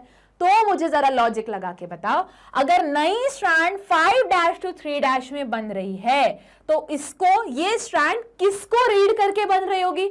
मैम टेम्पलेट को। तो टेम्पलेट वाली स्ट्रैंड इसकी क्या रहेगी? उल्टी रहेगी। मतलब मैम आप ये बोल रहे हो अगर पॉलीमरेज को 5' to 3' बनाना है कंटिन्यूसली, बिल्कुल सही समझ रहे हो, तो उसको जो ये पॉलीमरेज रीड करने वाला है 5' to 3' बनाने के लिए, हमको पता है डीएनए की स्ट्रैंड एंटी पैरेलल होती है, पोलैरिटी उल्टी होती है। तो अगर 3' बनने वाला है 5' से शुरू होके, तो वो कौन से को टेम्पलेट कंसिडर करेगा? जिसमें 3' to 5' एंड हो। तो देखो जरा, यहां 3' आया, यहां 5' आया, 5' आया, 3' आया। कैसे पता चला? जो पॉलीमरेज मेरा मॉलिक्यूल है वो कंटिन्यूसली कौन से स्ट्रैंड पे बनाता है? 5' to 3'। तो उसका उल्टा वाला ही वो गिन रहा होगा या काउंट कर रहा होगा या रीड कर रहा होगा। देखो यहाँ पे 5' to 3' वो कंटिन्यूसली बनाता है, मतलब इसका ऑपोजिट वाला वो रीड कर रहा होगा, मतलब 3' to 5' वाला वो पढ़ रहा है। तब कैसे सिंथेसिस होगा? Continuous synthesis. फिर मैम जो नई उसका उल्टा वाला है, मतलब 5' to 3' अगर पढ़ रहा है तो उसका ऑपोजिट 3' to 5' होगा। करेक्ट। देखो जरा, अब बोलोगे मैम यहां पे भी तो 5' to 3' बन रहा है। हाँ, मना कहाँ कर रही हूं, पर ये वाला जो है ये कैसा रहेगा? Discontinuous strand. मतलब जो 3' to 5' वाला एंड है, समझो बात को, ये वाला। अब जैसे बोलोगे मैम ये कहाँ लगा, देखो इसके लिए बहुत अच्छा डायग्राम है। देखो अगर तुम ध्यान से अगर इस डायग्राम को ऑब्जर्व करोगे तुम्हें कुछ अलग चीज दिखेगी। दोनों पॉलीमरेज ही हैं, पर पॉलीमरेज की डायरेक्शन अलग अलग चल रही है। एक सामने से पीछे चल रहा है और पीछे से सामने आ रहा है। देखो दोनों बन रहा है कैसे? 5' to 3', 5' to 3'। पर बोलोगे मैम ऑपोजिट एंड तो उल्टे हैं। हाँ, मना कौन कर रहा है, उल्टे ही है। पर देखो यहां पे सिंस इसको 5' to 3' बनाना है, तो इस केस में वो यहां पे सिंस इसको 5' to 3' बनाना है, तो ये कौन सा वाला एंड पढ़ रहा है? ये वाला कंटिन्यूसली पढ़ रहा है, ये वाला कोना कंटिन्यूसली पढ़ रहा है। अब सिंस इसको 5' to 3' बनाना, मतलब इस वाले डायरेक्शन में बनाना पड़ेगा 5' to 3', इसलिए पॉलीमरेज कैसे उल्टा लगा है, पर ये तोड़ तोड़ के बनाएगा। इसी को हम क्या बोलते हैं? Discontinuous synthesis. अब मुझे रीजन बताओ, ये डिसकंटिन्यूअस सिंथेसिस हो क्यों रही है? हमको समझ में आ गया कि पॉलीमरेज 5' to 3' एंड बनाता है। मैम इतना क्लियर हो गया कि इसमें इसका उल्टा 5' to 3' एंड ये कंटिन्यूअस चेन बनेगी, ये वाली नॉन कंटिन्यूअस या डिसकंटिन्यूअस बोलेंगे। पर मैं क्वेश्चन पूछ रही हूँ, कंटिन्यूअस का तो मतलब क्लियर समझ में आ गया, पर डिसकंटिन्यूअस हो क्यों रही है? क्योंकि बाबा धीरे धीरे डीएनए ओपन हो रहा है। ये चीज तुम्हें समझ में नहीं आएगी, अगले डायग्राम जब देखोगे तब समझ में आएगी। कुछ दिख रहा है? अब यहाँ बहुत सारे एक्स्ट्रा लेबलिंग है, सब काम के है, स्क्रीनशॉट ले लो, पर मैं अब धीरे धीरे समझा रही हूँ। देखो इस साइड से समझते हैं, ठीक है? दिख रहा है, ये है तुम्हारा डबल स्ट्रैंडेड डीएनए, ठीक है? अब ये एक एक्स्ट्रा एंजाइम है जो तुमको एंट्रेंस एग्जाम के लिए याद रखना है, जिसका नाम है टोपोआइसोमरेज, ठीक है? अब इसका क्या काम है मैं थोड़ी देर में बताऊंगी। तो ये जो डबल स्ट्रैंडेड डीएनए है ये अभी हो रहा है, ओपन हो रहा है, ठीक है? और ये जो हेलिक्स वाला मॉडल है, इसके बॉन्ड कौन तोड़ रहा है? तुम्हारा हेलिकेज भी तोड़ रहा है, ठीक है? अब देखो ये वाला एक तो तुम्हारा कंटिन्यूस चल रहा है, शुरू हुआ तुम्हारे 3' एंड से और 3' 5' एंड से, जो मैंने ये डायग्राम बनाया ये देखो 3' एंड से 5' एंड में, ये तो कंटिन्यूस हो रहा है। क्यों? क्योंकि यहां पे ये ऐसा है तुम्हारा डीएनए, ठीक है। तो ये तो भैया कंटिन्यूएशन में ओपन हो रहा है, बट मतलब एक जगह पॉलीमरेज एक कोने में फिट हुआ, 5' एंड से 3' एंड कंटिन्यूसली बनाता चल रहा है, क्योंकि वो कंटिन्यूसली ओपन होते चल रहा है। बट यहां ऊपर वाले में प्रॉब्लम क्या आ गई, उसको 5' एंड से ही बनाना है, तो जैसे जैसे जो जो पोर्शन ओपन होगा वो बार बार अलग अलग जगह लगता चलेगा। ये और तुम्हें क्लियरली इस डायग्राम से समझ में आएगा। समझ रहे हो? ये जैसे 2 स्ट्रैंड है, एक तो पूरी कंटिन्यूसली ओपन होती चल रही है, तो वहां पे जो तुम्हारा पॉलीमरेज चिपका वो चलता चला जा रहा है, चलता चला जा रहा है, चलता चला जा रहा है, तो ब्रेक नहीं है बीच में। बट यहां क्यों बार बार ब्रेक आ रहा है? क्योंकि थोड़ा सा पोर्शन, सिंस जो हमारा पॉलीमरेज है वो 5' टू 3' कोड करता है, तो 3' है तो 5' टू 3' मतलब इस डायरेक्शन में कोड करेगा। तो देखो सपोज करो यहां तक था, ये वाला जो टोपो आइसोमरेज है वो यहां लगा हुआ था, इतना कोड हो गया। अब पॉलीमरेज ने बोला जितना खुला था, जितना सिंगल स्ट्रैंडेड था वो तो कोड हो गया, अब मैं क्या करूं? तो हेलिकेज बोलेगा रुक जाओ, मैं थोड़ा और तुमको खोल के देता हूं, मतलब जो डबल स्ट्रैंडेड डीएनए उसको और सिंगल स्ट्रैंड करके देता हूं। फिर वो पॉलीमरेज वहां से निकला, यहां फिट हुआ, उसने बोला ठीक है मैंने इतना कोड कर लिया। अब देखो पहले जो कोड किया था वो एक अलग टुकड़ा हो गया, अलग फ्रेगमेंट हो गया, ठीक है। यहां ओपन किया तो अब पॉलीमरेज ने बोला जितना कोड करना था, जितना सिंगल स्ट्रैंड, हेलिकेज को बोला तुमने ओपन करके दिया, मैंने उतना उसका डबल स्ट्रैंड बना दिया, अब मैं क्या करूं? तो हेलिकेज बोलेगा रुक जाओ और आगे शिफ्ट होते, मैं तुम्हें थोड़ा और जो डीएनए डबल स्ट्रैंडेड डीएनए उसको ओपन करके अनवाइंड करके देता हूं सिंगल स्ट्रैंड में। फिर पॉलीमरेज वहां से निकला, यहां आया। कुछ आई बात समझ में? ये कंसेप्ट समझना बहुत इंपॉर्टेंट है। वापस देखो, कुछ चीजें समझा रही हूं, जिनको नहीं समझ में आया है समझो बात को, ठीक है। कितना भी टाइम लग जाए पर ये समझ में आना चाहिए। देखो यहां पे तुम्हारा हेलिकेज मॉडल है जो तुम्हारे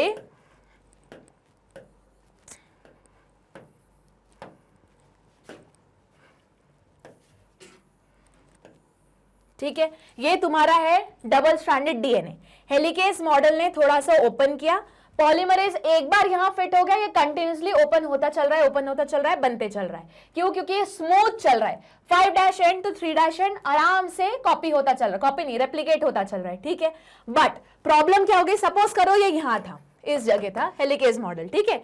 तो तुम्हारा पॉलीमरेज आया, पॉलीमरेज यहां आया, उसने बोला सिंस मुझे 5' एंड टू 3' एंड ही मैं कोड कर सकता हूं, तो ये चीज तो कंटिन्यूएशन में होगी नहीं, तो चलो तुमने यहां खोल दिया, ये 5' है मतलब इसका ऑपोजिट यहां 3' बनाना है, तो मुझे कोड यहां में नहीं लगूंगा, मैं इस जगह लगूंगा, क्योंकि यहां पे इसका रहेगा 5' टर्मिनल, क्योंकि ये वाला है 3' एंड। तो पॉलीमरेज यहां आया, उसने उसका ऑपोजिट स्ट्रैंड बनाना शुरू किया।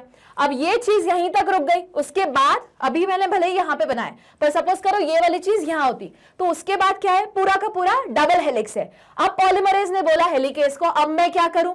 अब तो जितना सिंगल स्ट्रैंडेड ओपन था वो तो खत्म हो गया, अब मैं क्या करूं? हेलिकेज को बोला, हेलिकेज ने बोला चिंता मत करो, मैं थोड़ा सा और तुमको डबल स्ट्रैंडेड जो डीएनए है उसको ओपन करके सिंगल स्ट्रैंड में देता हूं, फिर उसको पॉलीमराइज करो। तो हेलिकेज ने इतना ओपन करके दे दिया, सपोज करो यहां तक आके ओपन करके दे दिया, ठीक है, इसके बाद पूरा डबल स्ट्रैंडेड है। अब बोला हेलिकेज ने चलो वापस करो, तो पॉलीमरेज कंटिन्यूस यहां से यहां नहीं आएगा, पूरा पॉलीमरेज निकलेगा, पूरा ट्रैवल करके इस जगह आएगा, फिर यहां से वापस बनाना शुरू करेगा। कुछ आ रही है बात समझ में? कंटिन्यूएशन में क्यों नहीं है? क्योंकि वो कौन से डायरेक्शन में कर रहा है? 5' टू 3'। अगर वो कंटिन्यूएशन में इसी जगह करने लगा तो वो तो अपनी पोलैरिटी चेंज कर दिया ना, 3' टू 5' करने लगेगा। बट हम पढ़ चुके हैं कि पॉलीमरेज क्या करता है? 5' टू 3' एंड ही पॉलीमराइजेशन करता है, तो पॉलीमरेज निकल के आएगा, यहां लगेगा, फिर यहां से कोड करना शुरू करेगा। आई बात समझ में? अब सिंगल स्ट्रैंडेड डीएनए फिर से हो गया खत्म, तो वापस पॉलीमरेज ने बोला हेलिकेज को कि भैया जितना तुमने डबल स्ट्रैंडेड डीएनए को सिंगल स्ट्रैंड में करके दिया था उतना तो मैंने कर लिया, अब मैं क्या करूं? तो फिर हेलिकेज ने बोला घबराओ मत, मैं थोड़ा और तुमको double stranded DNA single strand में करके देता हूं। हेलिकेज ने शिफ्ट होके आ गया यहां पे।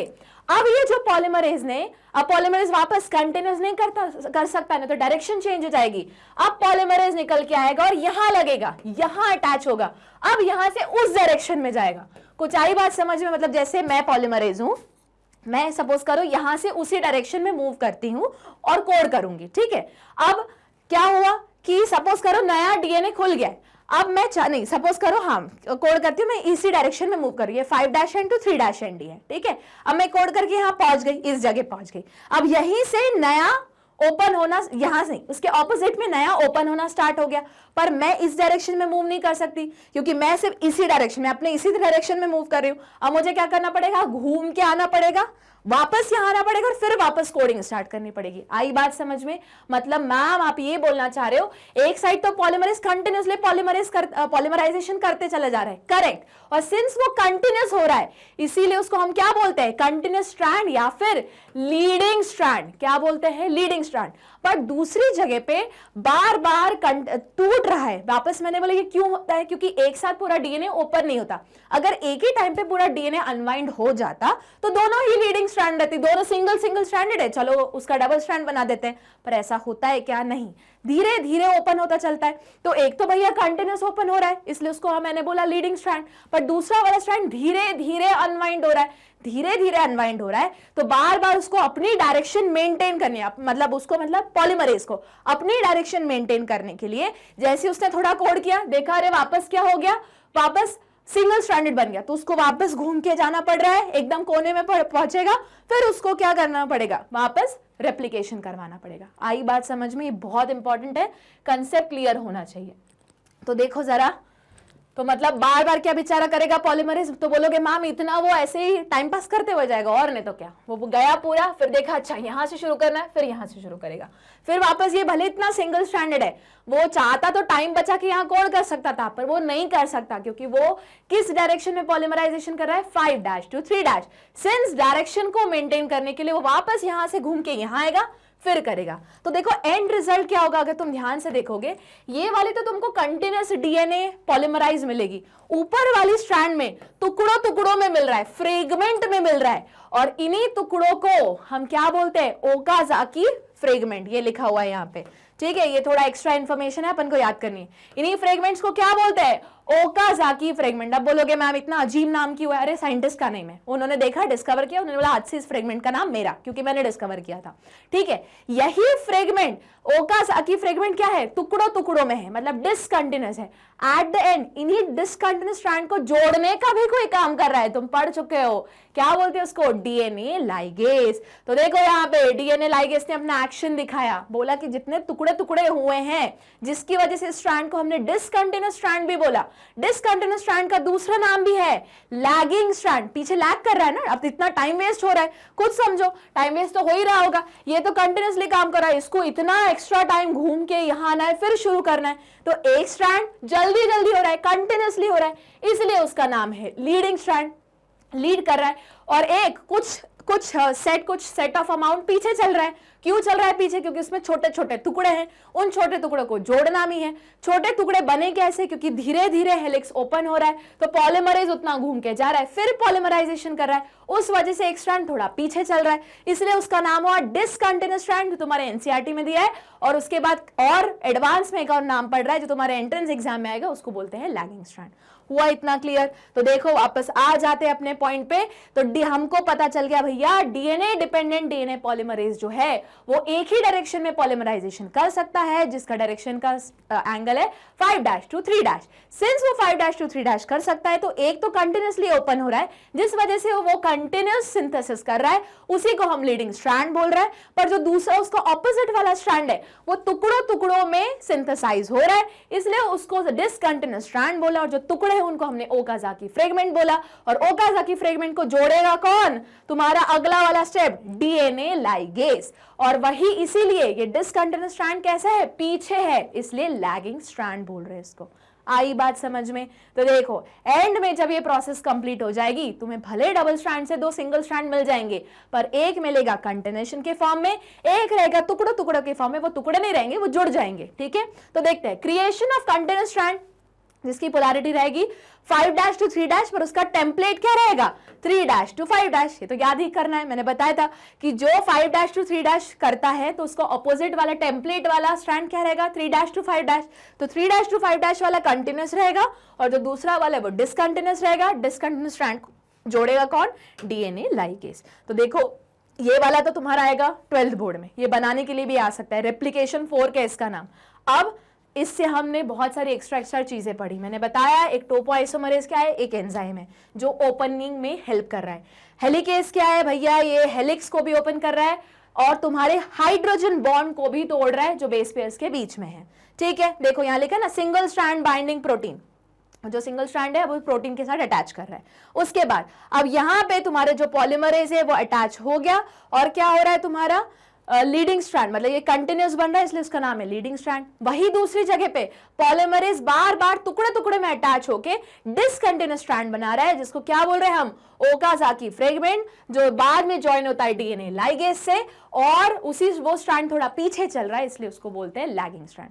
अब बोलोगे मैम यहाँ पे एक और चीज एक्स्ट्रा लिखी हुई है जिसका नाम है प्राइमेज। करेक्ट, ये एक एंजाइम है जिसका नाम होता है डीएनए या प्राइमर्स बोलते हैं। ठीक है, वापस ये प्राइमर तुम जरूर तुम्हारे एनसीईआरटी में मेंशन है, पर बायोटेक्नोलॉजी वाले चैप्टर में मैं यहां बता देती हूं कि जो पॉलीमरेज अटैच होता है ना उसको भी कोई दूसरा मॉलिक्यूल बुलाता है कि ओ प्राइमर भैया, प्राइमर नहीं, ओ पॉलीमरेज भैया यहां आ जाओ, यहां अटैच कर लो, फिर यहां से पॉलीमराइजेशन स्टार्ट करो। तो ये जो मॉलिक्यूल पॉलीमरेज को बुलाता है कि यहां आके अटैच हो, तो उसी मॉलिक्यूल को क्या बोलते हैं? प्राइमेज बोलते हैं। ठीक है, प्राइमेज तो एंजाइम का नाम हुआ, उसको प्राइमर बोलते हैं। तो जब प्राइमर बेसिकली क्या करते हैं, ये तुम्हारे एनसीईआरटी में लिखा है पर दूसरे चैप्टर में लिखा है। ठीक है, या फिर उन्होंने ट्रांसक्रिप्शन में इसके बारे में बताया, रेप्लिकेशन में ऐसा कुछ मेंशन ही नहीं किया हुआ है, पर रेप्लिकेशन में भी होता है।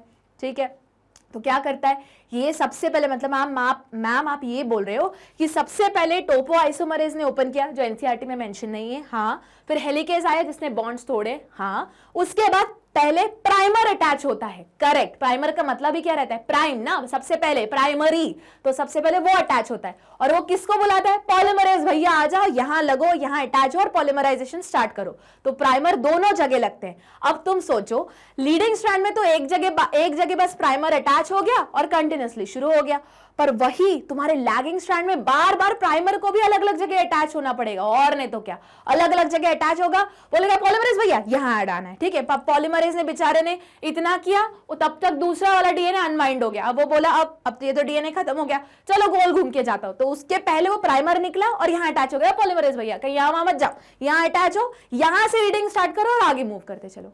हुई बात क्लियर? तो ये सब क्या था? ये रेप्लिकेशन की प्रोसेस है। कितनी कॉम्प्लिकेटेड प्रोसेस है, पर यूं हो जाती है हमारी बॉडी में और हमको पता भी नहीं चलता। चलो आगे पढ़ते हैं, और थोड़ा सा बचा हुआ है चैप्टर, तो चलो स्टार्ट करते हैं। चैप्टर तो अभी बहुत सारा है, टॉपिक बचा हुआ है थोड़ा सा। चलो तो देखो, मैंने बताया था प्रोकैरियोट में थोड़ा अलग होता है, यूकैरियोट में थोड़ा अलग होता है, तो वही पढ़ने वाले हैं अपन।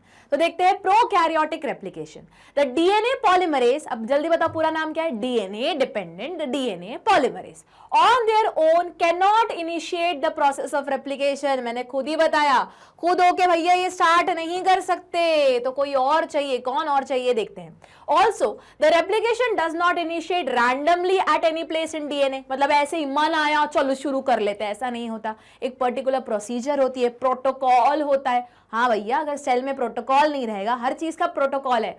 सोचो सिर्फ हम अपना ही स्केड्यूल का कोई प्रोटोकॉल नहीं रखते हैं ना, जब मन आया खा लिया, जब मन आया सो लिया, जब मन आया मूवी देख लिया, जब मन आया यूट्यूब भी देख लिया, मेरे को भी देख लिया। पर नहीं, सेल के अंदर हर चीज प्रोटोकॉल वाइज होती है। ठीक है, अगर प्रोटोकॉल वाइज नहीं होगी तो बहुत ज्यादा गड़बड़ी हो जाएगी। गड़बड़ी हो जाएगी मतलब म्यूटेशन हो जाएगा, म्यूटेशन हो जाएगा तो हो सकता है पूरी मशीनरी फेल हो जाए, या वो सेल ही ना बन पाए, सर्वाइव नहीं कर पाए, या फिर एबनॉर्मल हो जाए। ठीक है, चलो देखते हैं।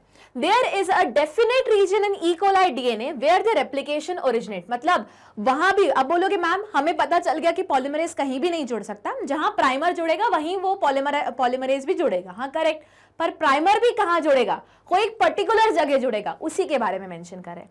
Such region are termed as origin of replication, जिसको शॉर्ट में ओराई भी बोलते हैं, ORI। ठीक है, तो जहां से क्या होने वाला है? रेप्लिकेशन शुरू होने वाला है, तो वहां आके बेसिकली प्राइमर जुड़ेगा और प्राइमर पे आके कौन जुड़ेगा? तुम्हारा पॉलीमरेज जुड़ेगा। ठीक है, पर प्राइमर वाला पॉइंट वापस बताया, एनसीईआरटी में मेंशन नहीं है। दो उन्होंने ट्रांसक्रिप्शन में मेंशन किया है, पर मैंने बताया ये दोनों में होता है, ठीक है।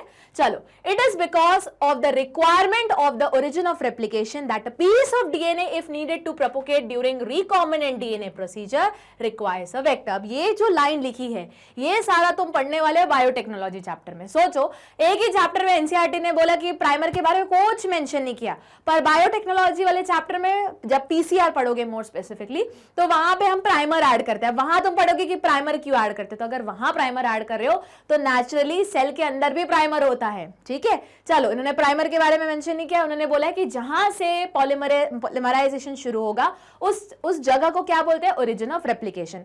क्यों जरूरत है ओरिजिन ऑफ रेप्लिकेशन की, क्योंकि वो पीस है जिसको हम बना सकते हैं, प्रोपोगेट कर सकते हैं। कब? जब हमको रिकॉम्बिनेंट डीएनए बनाना है। अब रिकॉम्बिनेंट डीएनए का एक छोटा सा एग्जांपल बता देते हैं ना, तो पूरा का पूरा एक अलग चैप्टर ही शुरू हो जाएगा। यहाँ पे रिकॉम्बिनेंट डीएनए का मतलब होता है ओरिजिनल डीएनए है, पर उसमें किसी दूसरे ऑर्गेनिज्म का छोटा सा टुकड़ा लिया हुआ है और उसमें ऐड किया हुआ है। तो अब इस डीएनए को जो मैं बोलूंगी, मतलब मैम आप हाइब्रिड बोल रहे हो? हाँ, एक तरीके से हाइब्रिड ही बोल रहे हो। एक डीएनए जिसमें थोड़ा डीएनए किसी और ऑर्गेनिज्म का एडेड है, फिट किया हुआ है, तो उसको हम क्या बोलेंगे, रिकॉम्बिनेंट डीएनए। सीधा सा एग्जाम्पल है रिकॉम्बिनेंट डीएनए का स्पाइडरमैन। अब उसमें इंसान है, पर उसमें कैरेक्टरिस्टिक किसके? मकड़ी के भी है। मकड़ी के क्यों आए? क्योंकि उसके डीएनए के अंदर मकड़ी का भी डीएनए अटैच हो गया। तो वो कैसा डीएनए है? Recombinant DNA. और वो स्पाइडरमैन खुद एक क्या हो गया? एक ट्रांसजेनिक एनिमल हो गया। बोलोगे मैम क्या क्या क्या क्या वर्ड्स बोल रहे हो? मत चिंता करो, बायोटेक्नोलॉजी वाले चैप्टर में सब वापस पढ़ाऊंगी, ठीक है। तो चलो, मतलब अभी थोड़ा बहुत आइडिया लग गया कि रिकॉम्बिनेंट डीएनए क्या है। तो इसीलिए रिकॉम्बिनेंट डीएनए के लिए हमको पता चले कि यार किस जगह हमें फॉरेन दूसरा वाला डीएनए ज्वाइन करना है, तो वो जगह कौन सी होती है? वही जगह जहां से रेप्लिकेशन स्टार्ट होती है, जिसको ओरिजिन ऑफ रेप्लिकेशन बोलते हैं। The vector provide the origin of replication. अब ये वाला जो इतना लाइन है, अभी के लिए तुम याद कर लो, क्योंकि मैंने बताया ये पूरा का पूरा एक चैप्टर में कन्वर्ट हो जाएगा, ठीक है। बुक में भी एज इट इज लिखा हुआ है, तो अपन को इतना पता चल गया कि ओरिजिन ऑफ रेप्लिकेशन होता है। उसी ओरिजिन ऑफ रेप्लिकेशन की जगह का हमने यूज किया एक हाइब्रिड डीएनए बनाने के लिए। अब हाइब्रिड वर्ड नहीं बोलेंगे, हम क्या बोलेंगे? Recombinant DNA. एक ऐसा डीएनए जहां ओरिजिनल एनिमल का हमने दूसरा का लिया और वहां इंसर्ट कर दिया, पर हमें वो पता होनी चाहिए जगह कि दूसरा वाला जो डीएनए, फॉरेन डीएनए, वो जगह किस जगह ऐड करनी है। तो वो जगह कुछ और नहीं बल्कि ओरिजिन ऑफ रेप्लिकेशन होती है। और जिसके डीएनए में मैं ऐड कर रही हूं, तो ये एक प्रोसेस के थ्रू होता है जिसको हम वेक्टर बोलते हैं। तो वेक्टर में वो ओरिजिन ऑफ रेप्लिकेशन होता है जिसमें फॉरेन डीएनए ऐड होता है। पर ये वेक्टर अब इंसान नहीं हुआ, क्यों? ये किसके अंडर पड़ रहा है? हम प्रोकैरियोटिक रेप्लिकेशन। प्रोकैरियोटिक में कौन आता है? पूरा का पूरा किंगडम मोनेरा। मतलब मैम आप सीधा सीधा बोल रहे हो कि ये जो वेक्टर है कुछ और नहीं बल्कि बैक्टीरिया सेल के अंदर होता है, और नहीं तो क्या? उसी को प्लाज्मिड बोलते हैं। इसी प्लाज्मिड क्या होता है? Extra circular DNA. ये तुमने 11th में पढ़ा होगा जब तुम किंगडम मोनेरा पढ़ रहे होगे और उसका स्ट्रक्चर पढ़ रहे होगे कि बैक्टीरिया सेल के पास खुद का भी डीएनए होता है, जीनोमिक डीएनए, और थोड़ा एक्स्ट्रा डीएनए भी रहता है जो सर्कुलर शेप में रहता है, जिसको प्लाज्मिड बोलते हैं। यहां पे उसी प्लाज्मिड के बारे में बात करें जिसको हम वेक्टर बोलते हैं, जिसमें दूसरा डीएनए काट के, किसी भी दूसरे ऑर्गेनिज्म का हमारा भी डीएनए काट के इस डीएनए में, सोचो कितना अजीब सा साउंड कर रहा होगा तुमको कि मैम इंसान का डीएनए काट के बैक्टीरिया के अंदर जो एक्स्ट्रा डीएनए उसमें डाल दिया, तो इसको बोल दिया रिकॉम्बिनेंट डीएनए, और नहीं तो क्या। ऐसे ही इंसुलिन प्रोड्यूस किया गया है, ऐसे ही बहुत सारे केमिकल्स को प्रोड्यूस करवाया जाता है। सपोज करो कोई एक एनिमल मतलब इंसान है, वो कोई पर्टिकुलर उसका जीन खराब है, नहीं प्रोड्यूस कर पा रहा, तो उसके बॉडी में वो चीज प्रोड्यूस ही नहीं हो रही है, तो क्या किया? हेल्दी जीन ले लिया, जीन मतलब वो पार्ट ऑफ डीएनए, और क्या किया? काटा, ठीक है, वहां से कट किया, और ये बैक्टीरिया को लिया, बैक्टीरिया के अंदर जो प्लाज्मिड एक्स्ट्रा सर्कुलर डीएनए, जिसको वेक्टर बोला है यहाँ पे, वो लिया। इस वेक्टर में कौन सी जगह है? ओरिजिन ऑफ रेप्लिकेशन, जिससे हमें पता चलेगा इस जगह से रेप्लिकेशन शुरू होगा। वो जो पर्टिकुलर पोर्शन है वो काटा, यहाँ इंसर्ट किया, वापस उठा के उस बैक्टीरिया में डाल दिया और बोला अब उगाओ तुम, जो हमने दिया है तुमको इंफॉर्मेशन बनाने के लिए वो बनाओ। उसने बेचारे ने बना लिया, हमने निकाला और इंसान को दे दिया। ऐसे ही बनता है इंसुलिन। मैंने बहुत अभी रफ तरीके से बताया है, ठीक है। एक्चुअल में मतलब इसी तरीके से बनाया जाता है। अब जो इंसुलिन जिसको हम ह्यूमुलिन बोलते हैं वो इसी तरीके से बनाया जाता है, ठीक है। मत चिंता करो, इतना नॉर्मल साउंड कर रहा है, हमें नॉर्मल तो साउंड करेगा पर थोड़ा और कॉम्प्लिकेट हो जाएगा जब बायोटेक्नोलॉजी चैप्टर पढ़ोगे। अभी के लिए तुम्हें समझने के लिए इतना कंसेप्ट काफी है, ठीक है। चलो अब बोलोगे मैम प्रोकैरियोट का तो पढ़ लिया, अब यूकैरियोट में क्या होता है तो देखो जरा। तो the replication of DNA takes place at S phase of cell cycle. तो कौन सी फेज में होता है, एस फेज में। अगर याद आ रहा हो वापस 11th में तुमने सेल डिवीजन सेल साइकिल वाला चैप्टर पढ़ा हो, तो जो सेल साइकिल है उसको हम दो फेजेस में मेजरली डिवाइड कर सकते हैं। एक को बोलते हैं इंटरफेस या आई फेज, दूसरे को बोलते हैं एम फेज या माइटोटिक फेज। इंटरफेस को और तीन में डिवाइड कर सकते हैं। एक को क्या बोलते हैं हम G1 फेज बोलते हैं, जिसको ग्रोथ 1 बोलते हैं, दूसरे को एस फेज बोलते हैं और तीसरे को G2 बोलते हैं, ग्रोथ 2। तो यहां पे इस एस फेज के बारे में बात की जा रही है क्योंकि S stand for synthetic phase या सिंथेसिस फेज। तो किसका सिंथेसिस हो रहा है, डीएनए का सिंथेसिस हो रहा है। इस जगह डीएनए अपना मटेरियल डबल कर रहा है। तो डबल कर रहा है कैसे करेगा, रेप्लिकेशन से करेगा ना। तो यही लिखा है यूकैरियोट। यूकैरियोट मतलब kingdom protista, fungi, plantae, animalia, इन सब में जो डीएनए का डबलिंग होता है, मतलब रेप्लिकेशन कौन से फेज में होता है, सेल साइकिल की एस फेज में होता है। The replication of DNA in cell division cycle should be highly coordinated but obvious. अब बना दिया, अब पता चला यहां आगे शिफ्ट ही नहीं हुआ, लो इतनी मेहनत खराब हो गई। इसलिए हर चीज क्या रहती है, प्रॉपरली कोऑर्डिनेटेड रहती है, प्रॉपर चेक पॉइंट्स रहते हैं। A failure in cell division after DNA replication result in polyploidy. पता चला डबल कर लिया पर सेल डिवाइड ही नहीं किया, लो वो सेल सर्वाइव ही नहीं कर पाएगा। या अगर सेल डिवीजन हुआ पर ढंग से नहीं किया तो क्या हो गया, पॉलीप्लॉइडी। पॉलीप्लॉइडी मतलब जाने बनने चाहिए थे एक सेल था। सपोज करो हमें पता है ह्यूमन का सोमैटिक नंबर या 2n नंबर कितना रहता है, 46 रहता है।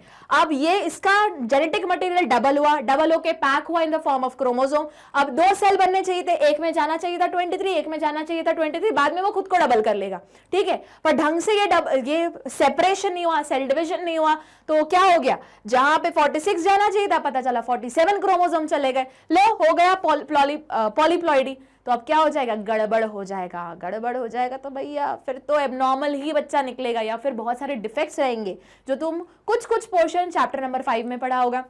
जैसे तुम्हारा टर्नर सिंड्रोम हो गया X0, जहां पे सेक्स क्रोमोसोम जो फीमेल है, फीमेल के लिए XX होता है, एक X आया ही नहीं तो वो कंडीशन बन गई X0, लो एबनॉर्मल कंडीशन। या फिर 21 क्रोमोसोम, देखो हर इंसान में 23 पेयर ऑफ क्रोमोसोम होते हैं। पेयर मतलब दो क्रोमोसोम, एक मम्मी की तरफ से एक पापा की तरफ से। अब ये जो इंसान है जिसको डाउन सिंड्रोम है उसमें 21 क्रोमोसोम की ट्राइसोमी है, मतलब 3 क्रोमोसोम हो गए, 2 की जगह, लो एबनॉर्मलिटी। तो ये क्यों हो रहा है, क्योंकि ढंग से क्या नहीं हो रहा है, सेल डिवीजन नहीं हो रहा है। तो हर चीज क्या होनी चाहिए, प्रॉपर्ली कोऑर्डिनेटेड। अब बोलोगे मैम जो सब आपने बोला वो कहां मिलेगा, मत चिंता करो, इसके पहले वाले चैप्टर में मिलेगा जिसका नाम है चैप्टर 5 मेंडेलियन जेनेटिक्स, जो है वहां मिलेगा। एंड में सब लिखा हुआ है, ठीक है। तो चिंता नहीं करना है, सब पढ़ाऊंगी, धीरे धीरे पढ़ाऊंगी। अभी तो ये देखो इतना हुआ क्लियर। तो इससे हम कंक्लूड क्या करेंगे कि यूकैरियोटिक सेल में कहां होता है रेप्लिकेशन, एस फेज में होता है, और दोनों क्या रहता है, कोऑर्डिनेटेड रहता है बहुत अच्छे से, कि रेप्लिकेशन होगा, सेल डिवीजन होगा, हर चीज कोऑर्डिनेटेड रहती है। अगर ये कोऑर्डिनेशन गड़बड़ हो गया तो क्या रिजल्ट करेगा, पॉलीप्लॉइडी। मतलब जहां पे 2n होना चाहिए हो सकता है वहां n हो जाए या 3n हो जाए, गड़बड़।